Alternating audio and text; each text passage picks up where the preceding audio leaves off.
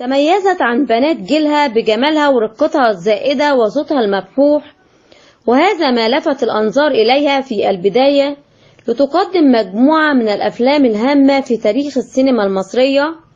بدأت التمثيل في عمر 15 سنة، غيرت اسمها خوفا من أسرتها.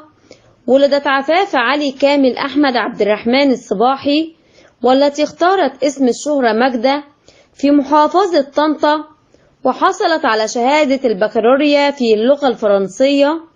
عام 1963 نشأت قصة حب بين ماجدة وإيهاب نافع، تعرفت عليه بالصدفة وتزوجها، وكان وقتها إيهاب نافع طيارا خاص للرئيس جمال عبد الناصر، إلا أن الزواج لم يستمر طويلا فتم الطلاق.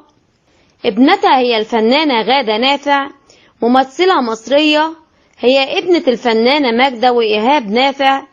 كانت بدايتها في أفلام تلفزيونية من بطولة والدتها، مثل عندما يتكلم الصمت 1988، نسيت إني امرأة 1994. شاركت في مسلسلات تلفزيونية مثل الكومي 2001، القلب إذا هوى 2003، شخلول 2006، الملك فاروق 2007.